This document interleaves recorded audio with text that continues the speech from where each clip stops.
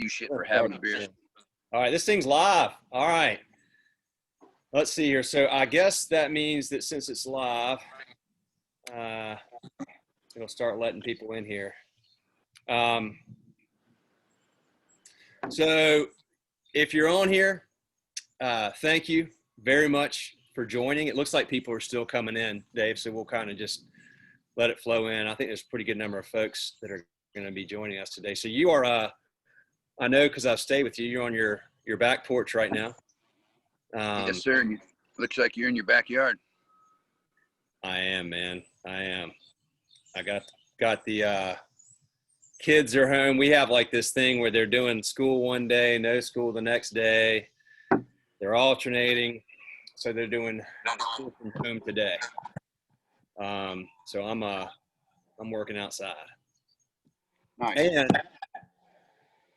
I know you flaked and didn't get one, but not only do I have, check out my shirt, old school.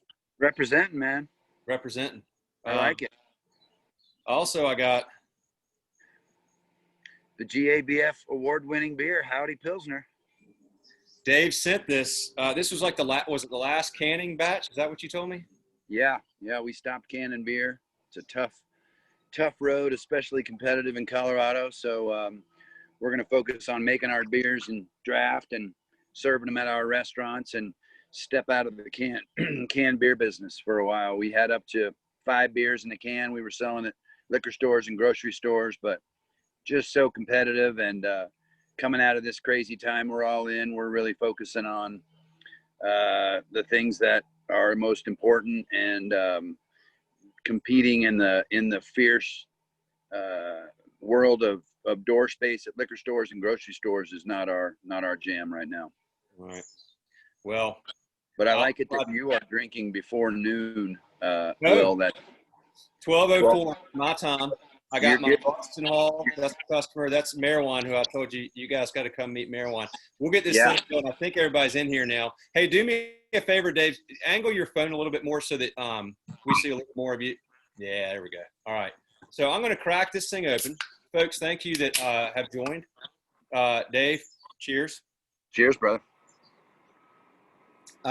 Okay. So this is our first Zoom episode, and as you know, anytime we're trying something new, we call you first. You were the first to be interviewed for the book, the first person we filmed, first person on the podcast, I think, and here we are at this Zoom series. And in all seriousness, man, all of us here at Schedulefly, and I know everybody watching, and we'll also put this on YouTube. We appreciate you doing this a lot. Yeah, man. It's been a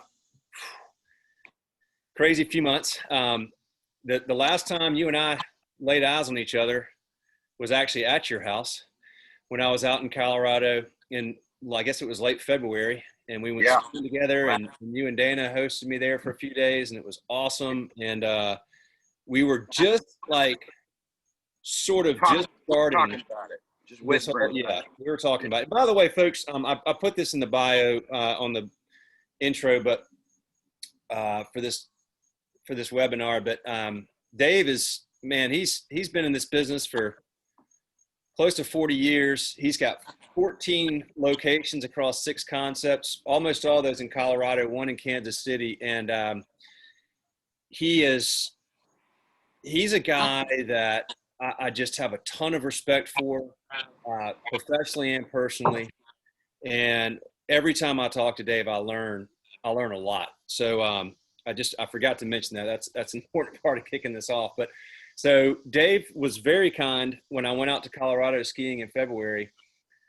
I was asking about, some places to stay around Boulder, and he literally he would not let me stay anywhere. He said I had to stay at his house. So that's the kind of hospitality that he just genuinely offers all the time. And forced makes it sound a little weird, Will. I don't know that I forced you. I offered. You offered, yeah. You were darn determined I was going to be staying here, and I really appreciated it, and I loved it, and I had a great time out there. But we were just kind of, as you said, whispering about this stuff. It was like, is this going to be a big deal, or what's going to happen?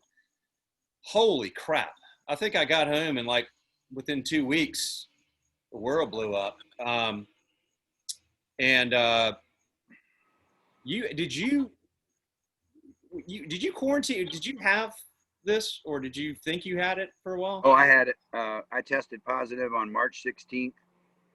Didn't get the results for 13 days and found out on the 29th that I was in fact positive. And by that time I felt fine. I drank a howdy beer when I got the announcement in celebration, but yeah, both Dana and I had it, and I had it maybe a little worse and for a little longer. And then I'm sure I gave it to her, and she had it for about 5-6 days. No hospitalization, just a big cough, couldn't kind of finish a sentence, 103-degree fever, kind of bedridden, but rode it out. And then was glad to have it behind me. Took the antibody test, that was positive. Took another series of nose swabs on both sides, and then a blood test. And then since I was kind of early in on it, donated plasma for ICU patients, which is a crazy thing. If anybody's ever donated plasma, they take the blood out of your body 6 or 7 different times, takes about an hour and a half, and then you walk out with about 98% of the liquid you walked in with. So I was all expecting to, need a ride. I said to the nurse, like, am I okay to drive? She's like, do you feel okay to drive? I said, yeah. She gave me a cookie and said, get the hell out of here. So it was a good step to try and do something, donating that plasma. And then hopefully those immunities stay in place for a period of time till we can get on the other side. So that was the 16th. When did y'all have to close? This is like the same time we closed on the 16th, Oh, Monday the 16th. So on the 15th, I had our CFO, Tiffany, and our COO, Audrey, and one of my business partners, Steve, sitting around the table. Steve's in his mid-70s. He was sneezing and snotting and coughing. And I said to the ladies, I said, we got to get tested, man. I think he's blowing hot right now. And sure enough, I was patient. I was the one that was contagious, but none of those 3 got it. I made them dinner. I hugged them hello, kissed them goodbye, poured their wine. I was all in their world, and none of those 3 got it. So that was good. Man. So you had to shut all 14 of your locations. So we kept 5 of the 14 open. We tried to keep them all open. Jack's Fish House, we have 6 of those. Higher check average,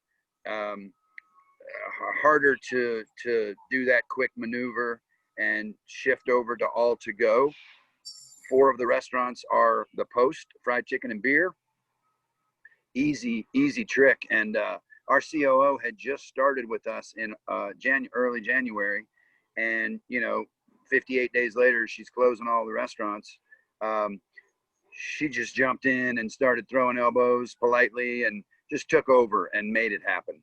Really got us in a good spot. All the teams, the directors, our CFO, Tiffany, just dialed us in. And really, once the PPP became a reality, she really was all over that and leading us to figuring all of that out. But we closed 9 of the 14 and kept the 4 Post locations and the West End Tavern open, and the West End's barbecue and bourbon and beer. And so we just went for it. And all of the salaried managers, most of the salaried managers, chefs, sous chefs, AGMs, GMs, shifted over to the Post. No matter where you worked, Zolo, Central, Lola, or Jack's, everybody was focused on the Post and the West End Tavern. So we were able to keep about 85 people working and being paid, and we furloughed about 670 people on March 18th, I believe, was the day. Well, I mean, obviously, you never in a million years would have thought you had to do that. Yeah, and I'm kind of wrecked with COVID. We were on this conference call, and you're just listening to these words come out of your mouth like, the dining rooms are shut, we have to furlough you, we'll do our best to help you with unemployment. Is like, who is this talking, and what in the hell is coming out of his mouth? It was surreal. You have everything open now, all 14? We just got Jack's Kansas City reopened 2 weeks ago today, and so all 14 are back open. Okay. And we've got about 79% of our staff back in the house. Congrats. 79% of our staff numbers. We lost, a lot of people just during this time are like, hey, I'm going to take this moment to pivot out of the industry or go help my uncle or my grandpa, or, time for a career change, or, we lost some really great people, for all the right reasons, but we have filled back in. Well, okay. So we're, when I asked you about doing this, we'll just kind of go this wherever this takes us. But I do want to get into your physical health, mental health, how you manage that. I mean, it's already hard enough as an owner, how you've been doing that through this, and then we'll talk about your team too. But I mean, you started out this thing in COVID, which, I mean, having it, that is an unbelievable amount to bear physically and then mentally, emotionally. How are you doing now, man? Good. I think everybody, is dealing with this in their own way. And I don't think anybody has the secret sauce on how to get through it. But it was good. It was a little dizzying at first. I think a little bit of having had it took a little of the edge of getting it off. So early April, jumping back into work, I was a little less apprehensive about staying scrubbed up and masked up when I was kind of on my own. I certainly stayed masked up and gloved up for the sake of others, because you don't have to have it to transfer it. Yeah. Or at least, as we all knew then, everybody was like, everybody's contagious and everybody's a carrier. So, but it helped to have it for sure. Took a little of that edge off, that I wasn't worried about getting it. But it's been good, just trying to, it took a minute, it was a lot of work, and then everybody kind of finally got their time off and their day off, and you got out. Dana and I took off the weekend of July 4th and went fishing, and I was just standing in a river, and you just kind of lose it, you just uncontrollable emotions, just like, what in the fuck just happened? It's just like, holy man, I can't understand, how we got to where we are. And it's just unbelievable, working the restaurants. Tonight we'll all be somewhere working, and everybody's got a mask on, and you're on the line, and you're masked up and gloved up, and it's hot. And it's just really, it's still, I say to Dana 10 times a week, what in the hell's going on? Why are all these people wearing masks? It's incredible. But it's been fun to watch a lot of people who you didn't really know how they would react to this really take off and hit the ground running and just really finding their pace. And it's inspiring to watch all the good that's happening right now, for sure. Well, look, y'all collectively as a group, restaurant people, independent restaurant owners, already pre-COVID, every day you're putting out fires, you've got all these things that come up, and you have to deal with things not going as planned and making last minute adjustments and tweaks. But this is that to a new level. Now, when I came out there and stayed with you, we went skiing. You blew me off the slopes. You got your home gym there. You're working out all the time. You were a very fit dude. As I said, Drew Hannes from Sweet Cow was telling me he's inspired by you, and that you're about as fit as he's ever seen you. That, I believe, that's a really important part of the physical health gives us longevity, and it helps with our mental health. Tell me about that, man. Like, is that something you've been doing for a long time, or is it something you? Yeah, I mean, Colorado certainly lends itself to that. So spend a lot of time on the bike and hiking, and Dana was out the door at 6:30 this morning, cruising up Sanitas, which is this trail up by our house. So yeah, we're out in it a lot. This is a stressful lifestyle. I got a punching bag in the garage that kind of cringes when it sees me coming, just like let it out and just take it all out on that. It's a lot of stress, and some of us talk out the stress. Some of us, drink out the stress. Some of us hit something out of the stress, or ride a bike, or fish, or hike, or read. You know, everybody's got their own different ways of getting that release. But for me, it's kind of, it's got to be an output of just kind of exhausting yourself out of being freaked out, if that makes sense. No, it makes a ton of sense. What about what about just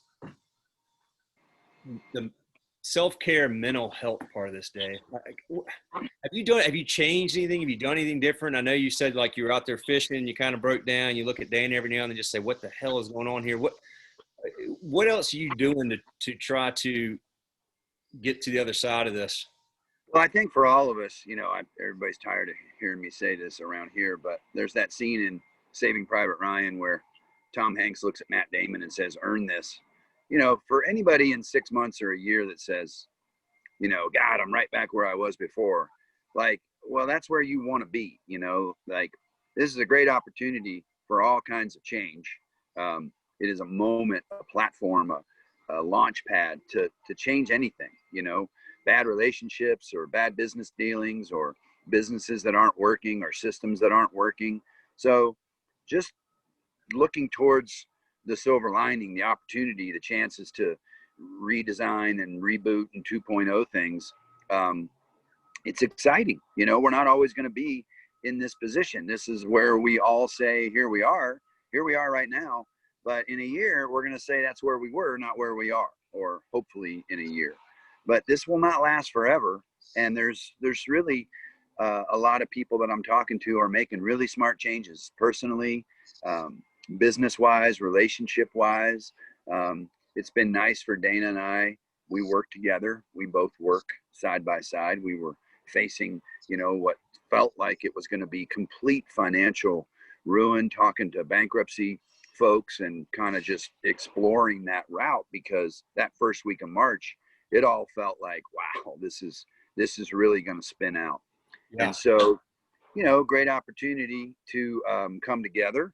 Unfortunate opportunity to move apart. I know some family lawyers who are quite busy right now. And so it can go one way or the other. We chose, you know, the coming together route. And so from a relationship standpoint of working together and being together every day, talking about stressful stuff, it's been great. We're laughing more, we're hanging out more, we're having more fun, we're doing more stuff. And it's a conscious effort. Business wise, it's challenging. You know, I send out a newsletter to the staff through Schedulefly. If anybody hasn't ever used Schedulefly, it's a great way to communicate with all your employees. So I send out this letter of every 7 or 10 days. And for a while there, it was just a repetitious, you know, just saying the same shit every week. And then I finally just snapped out of that and just started talking a little bit more about what we can do and what we are going to do and what we have the ability to all do. And, you know, downloading Babbel or grabbing an instrument or just really taking time to explore things that aren't business related, and learning a language or learning an instrument or just busting out and getting out of our rut and really shaking it up. If you can't do it now with all that we've been through, you may not have that sort of opportunity, or you may not want it. You're just kind of doing what you're doing. But for me and for us, it's been a great opportunity to really shake it up and just change the filter. What's happening at your restaurants, man? I mean, you're you know, a huge part of what you do is, I mean, you have great food without question at all of them. You have great hospitality. I mean, people love to come to your restaurants and hang out in there. I mean, when I went to, y'all left to go out of town that last night, and I went down there to Jack's, had some awesome dinner. Man, that place was like packed, and people were packed in, and they were laughing and smiling, having fun, and they're happy. And I mean, we see that at your restaurant, independent restaurants all over the place. It's what people love about it. So now you're at probably what, 50% capacity? Is that? We're at 50%. In some of the locations, the city of Boulder closed off the streets. So we've got patio seating. In some cases, we might have 2 or more seats than we normally do because of the expansive patio opportunity we were afforded. Um, so that part is good. The Jack's Fish House locations all have a center bar, oyster bar, big, fun social environment. Some of them have up to 42 bar stools around this center bar, and we can't serve at the bars now. Can't have bar seating. So that's definitely affected the vibe, the mojo, the feeling. So that's challenging for sure. Greeting somebody with a mask on, saying no 5 times before you say yes. These aren't the characteristics of hospitality. This is it's a much different state running into that guest who has no intention of wearing a mask. And while we support that, we might not agree with it, but we support that ability to make that decision on your own. Our house, our rules, we're not letting people in without a mask. And then you got to fight at the door with somebody who's trying to be a guest, and it's awkward. It's really challenging to do what we do with gloves and masks on, and telling people to stand apart and don't get too close, and putting tables as far apart as we can. It goes against everything we do. We love getting people in a room and playing the right music and getting the candles burning and just doing what we do. And it has really, we can't do that right now. So we're doing it in a different way. Yeah. I'm still struggling to get used to it. It just, like you said, I often just sit there and go, "What? This is just weird." It still is. But you're,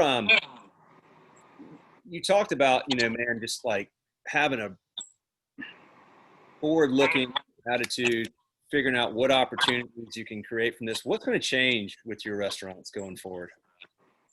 Well, we've definitely gotten leaner. We've made some changes from the top side to allow for some advancement for some folks who really are ready for it, and all of us taking on more responsibility and just getting a lot leaner. And we've, as I think most people have reduced the size of our menus. And so that has allowed us to really focus on everything is outstanding without exception, instead of, looking at a P-mix report or looking at a dish that might not be exactly what the guest wants. We found ourselves cooking for our chefs' egos and our cooking ability, and pushing the culinary envelope a little bit on the lines of, I've been cooking the same thing for 20 years. You get a signature dish and it's hard to get excited about cooking that dish. It's like if Tom Petty was singing his big hit, for the 10,000th time, how much energy or excitement did he put into that? Well, tons, because that's who he was, and that's who we have to be. And so it's allowed us to really start to look at, what are we doing? Are we cooking for the guest, or are we cooking for ourselves? Are we running these restaurants for the guest solely, or is it our ego that's involved? And so we've really divided those two things of, what are we doing for ourselves, and where are we missing delivering to the guest what the guest really wants? And sometimes what the guest really wants is so much simpler than what we're giving them. They're not out to be blown away and to learn 5 new terms and to try 17 new ingredients done in 14 different styles. They just want a great meal, and they don't want to have to think about it. And so it's allowed us to really step back and just ask, what are we doing, and why are we doing it, and who are we doing it for? And we've gotten some really, really great response from guests. Some of our restaurants that were our workhorses in downtown Denver, for example, Jack's Fish House in Lodo, right by the train station, surrounded by legal offices and business offices, insurance companies, a lot of tech, a lot of startups. Nobody's working in the office. The hotels are at 30% occupancy. So those restaurants are slower, and some of our more rural neighborhood restaurants that were doing okay are now just crushing it, just so busy, because they have space and patios and big open air environments. So it's been interesting. What was the norm, what was the sort of standard, has definitely been shaken up. And so it's up to all of us to figure out what the sort of new, I hate that term, but the new normal, because it's not normal at all, but just what this new paradigm looks like, because it's here to stay. And some parts, certainly the to-go and the carry-out, we're in that business forever now. And it's great. We've definitely figured parts of it out, and it has been really a great boon to our top line. To go and carry out. Yeah, yeah. So take a concept like Jack's. You got the bar there with some, like, does that concept change? No, because we're not always going to be in this situation. Yeah. But for us, what we've tried to figure out is this whole ghost kitchen, additional revenue. We're starting some different concepts in some of the Jax's. We opened Jack's Kansas City 2 weeks ago, and we launched post fried chicken out of the Jack's kitchen for delivery and carry out. So in Kansas City. In Kansas City. So it's a great way for us to dabble and try out the market, introduce the fried chicken, and then get people excited and possibly turn that into a brick and mortar opportunity in the future with doing this sort of beta test and this sort of introduction that costs us very little to do. But I think by within the next 6 weeks, all of our restaurants will have an alternative ego of doing a ghost kitchen, be it a lasagna or an Italian concept or a burger joint out of one of the Mexican concepts, or doing a wing something, or doing a paella party every couple nights a week. Or we just got to figure out a way to add to that revenue, because this winter is going to be tough for everybody. When we lose the patios that have helped us so much through this, and we're back to inside dining only, it's getting dark early. I was a big believer that bringing everybody back to school, 18,000 kids just landed in Boulder this week to start school again. And UNC and MSU, Michigan State, and all these schools are reversing, we're going back to online, and just at a huge inconvenience to parents and students and faculty and everybody, that they couldn't have figured this out, 4 weeks ago. But we're going to see, I don't want to be the little chicken sky is falling guy, but I think there's still a lot of bumpy road ahead for all of us. So the CU students came back? Are they staying, or are they sending back home? They came back. They have not called. It's a mixed partial in class and online program. So they haven't called it yet, but I know in your neck of the woods, North Carolina called it, right? They did. Yeah, that was weird. They had them back for like a week, and then they sent them home. Not even 3 days. They got them in class for 3 days. Saw a huge spike. I mean, what were you thinking? Of course, that's what happened. Obviously, when you send a bunch of college students back, there's going to be I don't know. I'm not a Carolina fan, man. So for those of you that are Carolina, I think we got some NC State fans on here. If I'm seeing my attendee list, so we might have some Carolina fans. But actually, Joel, I know you're on here, Mr. Aiken. So sorry, man.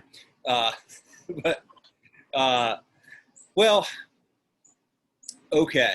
How's your team doing, man? Overall, it's tough, man. We're asking people to put on a game face every day, and they're scared. They have kids, they have parents, they have challenges, they have health concerns. Yeah. They're dealing with, we've had really good luck not having a lot of our team members sick. We had a real heavy wellness check protocol with masks at the door and temperature checks and real honest communication about how you're feeling and what you've been doing. Great. You went camping with 6 of your buddies, 4 of whom are roommates that also work at the restaurant. You gotta quarantine for 6 days, and so that's a huge challenge. I was with Jen, my partner at Lola, yesterday, and she was writing the schedule, and man, she was just going through it, because it has never been harder for a restaurant manager or a chef to write a schedule. You got so many variables now to deal with in writing a schedule. It's almost like you need a second set, a second squad, a JV team to come in and fill in every time somebody gets sick or calls out. Somebody's like, hey, I got to go to a family reunion. It's in Dallas. I'm flying from DIA to Dallas, Fort Worth, 2 major international airports. You're like, okay, well, when you come back, you got to sit on the sidelines for 7 days. So you don't come back and maybe infect everybody. And so it's really challenging. The managers are incredible. The amount of of resiliency and positive attitude that all these GMs and chefs and AGMs and sous and everybody has shown is incredible. But it's hard. It is a daily effort to wake up and go, I got this, you know. Man. Well, okay. Now you've been in this business a long time. You've seen a lot of economic cycles. You've seen a lot of changes, culinary changes. There's nothing like this. And there's a lot that's really unknown. But one thing we know is that so far we haven't seen a ton of this on our end yet, thankfully. But I keep hearing there's a lot of places that have closed and maybe they've closed for good. What do you think on the other side of this? Like, are you seeing your friends and your peers, or are they able to manage through this so far? Are you seeing places close? And what do you think is going to happen, you know, as we get to some, as you said, new paradigm within this industry? Less restaurants or just more newer ones? I don't know. I don't think there's going to be a ton of new right now. But there have been several openings in the last month, which is awesome. I do have some friends that have made the decision to stop running their restaurants for all the right reasons. You know, it was time. It was something I was considering for a while, and now I've done it. It just, you know, I don't want to have to figure out how to deal with this. I don't want to take on that debt. So, you know, there's definitely been that. I worry for all of us. We all got this PPP funding. At first, it wasn't tenable because it was too short of a time period. Then they extended it, which was amazing. And so that has really helped. But once that money is gone, then what? Because coming into the fall and the winter, it's going to be a challenging situation, as it always is for us. This is our season. Summertime is great. And then we always slow down in the winter. It's natural, but we're going to slow down more this winter. And depending on the spikes in infection or the rise in positive cases, how does that affect us? And then is there another round of PPP funding? Will the Restaurant Act come through? So it's just really managing cash right now and figuring out at what point does it not make sense to just put your head down and say, I'm going to do this, and to make a call, which is a tough call, to say, I'm going to close. You know, we got all of ours back open. It doesn't mean they'll all be open next spring. You know, we got to really wait and see how this winter fares, because I don't know. I can't say with 100% certainty we will most definitely have all of our restaurants open next spring, because it's going to be challenging course this fall and winter. Do you own any of your buildings? Yep, a couple of them.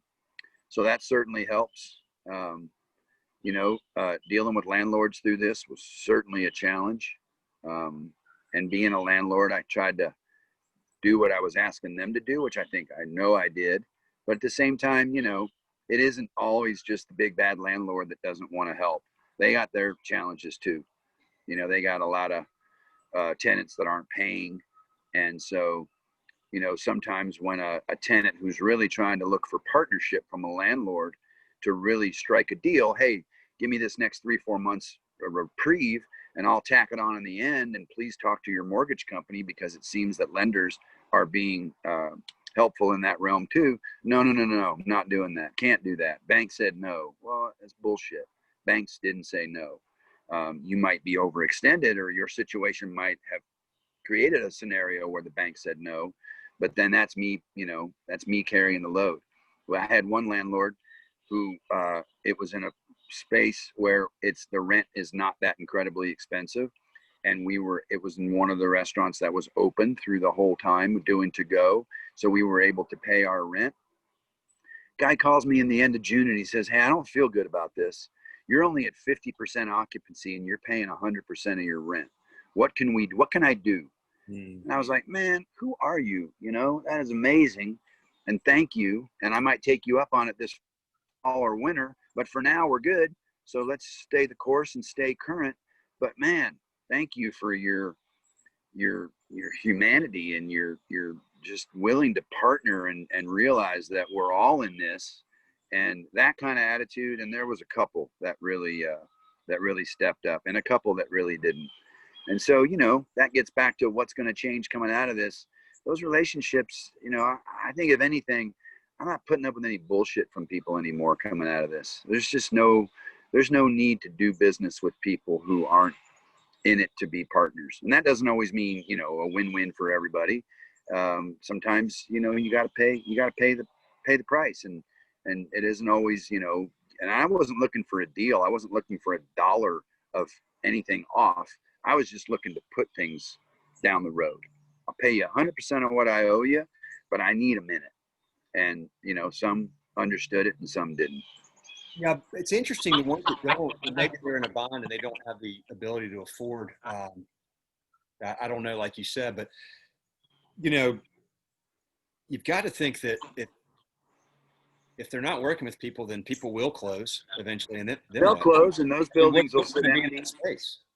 They'll sit empty, you know, without a doubt. But again, in the defense of, if I'm a landlord and I have 100 properties that I rent, and 30 people are just flat out not paying me, that's a world of hurt, you know.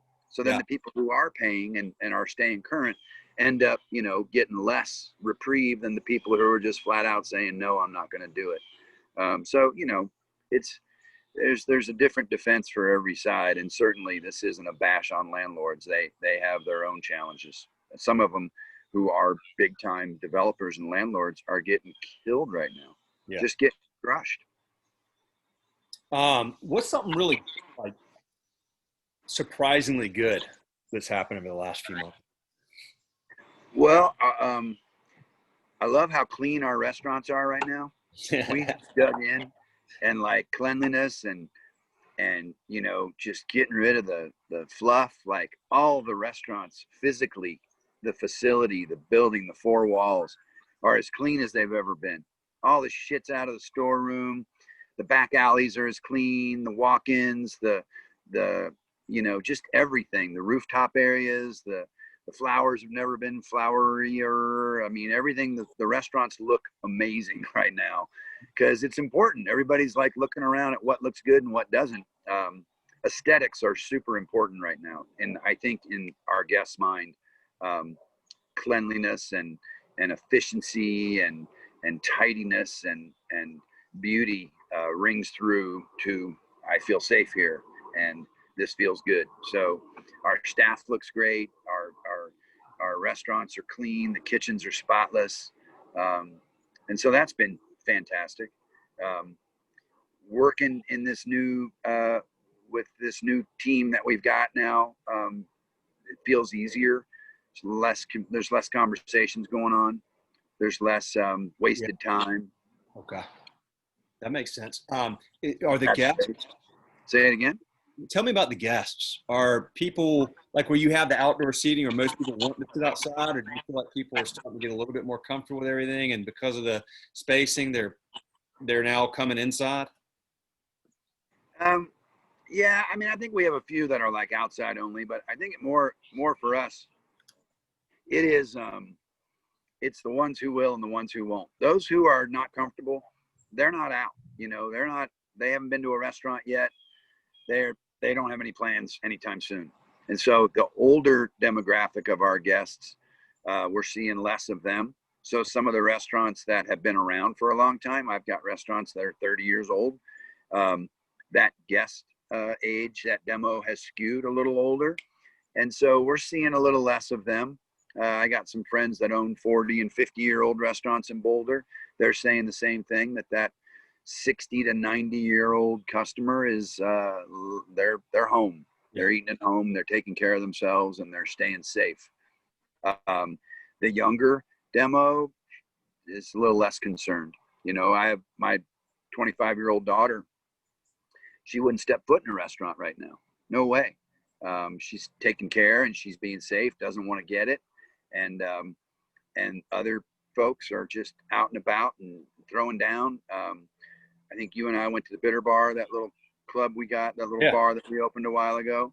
I ducked in there the other night. And it was packed. you know. Really? And, Oh, and students. that's not a dig on that. It's great. And there was socially distanced tables, and they were holding people back at the door, and 2 in, 2 out, real good safety protocol. But, just some people just are in a different mindset. You look online and see these big parties, thousands of people shoulder to shoulder without masks. They just don't, it's not high on their list of putting a mask on and staying away. So it's different. I think it's different in every area of the country. I think it's different with different styles of restaurants. Some of the higher end steakhouses that I have friends that own are killing it because there's a lot of room. There's a lot of distance between tables. People can get a table and stay for 3 hours rather than 2. And those places that you'd think would be a little slower are banging right now. And places that are based more on volume, easy in, easy out, are slower because there's too many people. I would have never guessed that. I thought you were going to say the ones that in the steakhouses were getting crushed. That's interesting. There's so much of this you can't really predict until we just go through it, see how people behave. I've got okay, so I'm going to try something here, Dave. We have somebody raise their hand. David Buffalo. I know David. I'm going to click allow to talk. Let's see what happens if he can. And then I think I need to unmute him. David, you might be muted, it looks like. Can you hear me well? Yeah, I can hear you. What's up, man? Hey, buddy. How you doing, man? I'm all right. David and I know each other, Dave. We used to work together. What's going on? How you doing, man? Doing great, man. This is awesome. Appreciate you setting this up. Love the stories and just hearing, I'm not in the restaurant business, but I love hearing how businesses are adapting and reacting to the change in things. And, one question I have for Dave is, with the schools going back and kids being virtual and all those things, I'm just curious if he's doing anything unique with his employees that may work day shifts that are trying to balance that change with their kids going to school while also trying to, work and make money. Yeah, man, we've got a lot of parents, we've been doing this for 28 years. So a lot of folks that started with us as, in their early 20s are now in their 40s and got 3 kids at home. So we're working, any challenge people have, we're trying to figure it out. And, if a single mother's got a couple kids at home and schools aren't going back, which they're not, then we have to adjust her schedule or his schedule so that they can get the time they need and make it work. Most all of our restaurants serve lunch and dinner. So that might be a case of somebody working weekend nights or a little more nights than days or a little more days than nights. But yeah, everybody's got to be flexible through this. You're going to lose people if you don't. David, you still there? Yeah, I'm here, man. All right, man. You got any other questions? No, that was awesome. I appreciate it. And again, love hearing it. And I think they've made some great points. Just the empathy, with your employees and really listening and talking to them and communicating with them like you guys do through Schedulefly is fantastic. So, well, one thing I'll say about Dave is, he is a genuinely empathetic, caring, thoughtful, intentional guy. I've seen that firsthand, and it's legit, man. Like, he cares a ton about those people, and therefore he's got a loyal group of employees. And I know that anybody that, they want to stay with Dave, and they want to stay with Dave and his team. And it's not just Dave, it's his whole team, it's his whole management group. It's everybody he's got there really cares about these folks. And there's a lot of people that work in your industry right now, Dave, that are, this is a hard, it's already a hard business. But, one of the things you mentioned earlier is some people, to deal with stress, they will resort to drinking, drugs, whatever. That's always been in the industry. It's something we're talking about more now. But how has that been? For me, drinking was always kind of like a condiment. It was like an accoutrement to just the lifestyle. And yeah, you own 14 bars and you're just around it all the time. certainly coming out of this, there was times when I was like, I'll skip the burger and just go for the ketchup today, tonight. So you got to watch it. I have just mad respect for people that just say, I'm not going to drink anymore. I don't think I couldn't do that, but I haven't done that. And to have that sort of self-control and to really be able to put a hard stop. My dad was a 2-pack a day smoker for 30 years, and September 15th, 1983, I think he's like, I'm done smoking, and never took another puff of a cigarette again. It's like, damn, dude, like that kind of control. So it's definitely something that I'm aware of. Drugs, Colorado was the first state in the country to legalize weed. And so it's very rampant and free here. And the governor of Colorado has allowed for to-go liquor, which has been enormous for us to be able to sell a big platter of something to somebody and enough margaritas to accompany the dinner. So we're now able to carry cocktails, bottles of booze, cases of beer out the front door and shove them in people's car. If we're self-delivering, we can actually deliver liquor. That law is in effect till next summer. It's been huge, and I hope it never goes away. It has really, really been fantastic, and I don't think there's been an enormous bunch of MIPs issued or a bunch of increased drunk driving or I don't hear of a bunch of stories that are having government officials saying, oh, that was a terrible mistake. So, but it's around. When the 2008 crisis happened with the housing, our liquor sales went through the roof. And certainly during COVID times, people have not lightened up on the drinking. But it is something that we talk about in our communication with the staff, of taking care of yourself and really being aware of the effects of all of this craziness that it's having. And drinking is an easy escape. And so it's something I personally keep a closer eye on. It could definitely get out of control, but hasn't. You early on, communicating with your team had to be so important because you were closed and everybody was scared. You called me or texted me one night, like back in March, like, refresh me on how I need to get in here and I need to send a message to everybody. Have you been communicating more? I know you said you were kind of redundant for a while, but are you communicating with your team more than you have? Yeah, most definitely, especially when we were closed, when a lot of the restaurants were closed. And it feels good, man. We, for the first period of time, when the 5 restaurants were open, we took all the tips that we collected, and we have something called the family fund. And so forever, you work a wait shift, you work a tipped shift, and at the end of or if you're on hourly, at the end of your shift, you can do it as a direct draw on your bank account. You can have it taken out of your paycheck.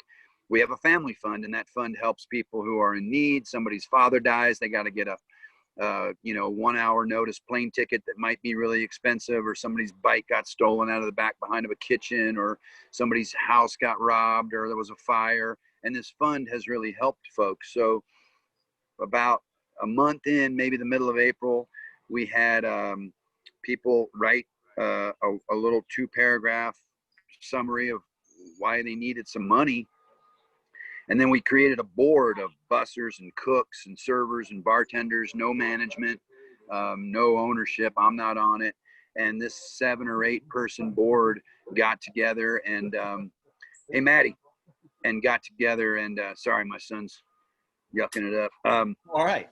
Got together and would review these requests. And we were able to put out about $45,000 in the first round, and I think a little bit more than that in the second, to help folks. And that communication was really powerful, and being able to talk to people, and my email's on there, and people can email me, call me, totally accessible. And just that communication feels good coming back into the restaurants when we were reopening, and the teams are there, and people are coming up and just being like, man, thanks for that.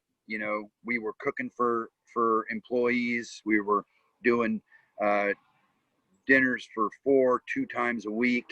And so they were able to come to 4 or 5 different pickup locations and get food. And we were just trying to do whatever we could. You know, I felt bad about the Kansas City crew because they were out of reach from our ability to high five them virtually at the door as they were picking up their food. But we did some stuff for that crew out there too. But yeah, the communication, it felt really good, and folks really responded and communicated that it was appreciated and that it was a good a lifeline of making you feel like you still were a part of something and you still had a job even though you didn't have a job. Love it, man.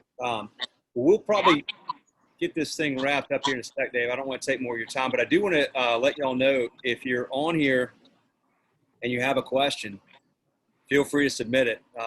David did the raise. I'm not well versed in Zoom, also. I know he hit raise hand.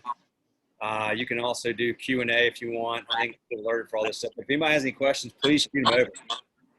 And also, it goes without saying that if you're attending this, thank you very much. Thank you for taking the time, having the interest, and we appreciate you. You know, Dave, appreciate you taking the time to do this, man. I look forward very much to you. You know, you've only got about 5 months to live up to your end of the bargain and get out here to Asheville. So we may extend it a little bit. We may give a little bit of extension, but I can't wait for you and Dana to get out here, man. Yeah, and for anybody watching, if you want to reach out, we started a tip pooling change. That was a big change for us. So we've relaunched, we've reopened with tip pooling. So happy to share the successes and challenges of that. Will knows how to get a hold of me, and just love talking about what they're doing and how we can all team together and get through this thing, share ideas and share successes and avoid the pitfalls together. All right. So any other questions? I don't think there's any more. Thank you all very much. Special thanks to Joel and Patsy Aiken, Wes's parents. I see that y'all are on here. Thank you all for jumping on here today. Thank all of you very much. Thank you for the time. Dave, thanks for accommodating us to help us launch the next phase of our the way we try to communicate with the industry, man. We love y'all. We love the people we serve. We care about y'all deeply. And we appreciate all of you very much and appreciate what you're dealing with. And we believe very passionately how important independent restaurants are, man. I think that's from the heart, man. So thank you very much. Yeah, Will. Thanks for what you're doing, brother. All right, y'all. I think I'll hit end and we'll wrap it up. Thank you again, folks. If you did this, and then also we're going to put this on YouTube. So if you know somebody that wasn't able to attend or you want to go back and rewatch something, it'll be on YouTube. All right. Thank y'all. See ya.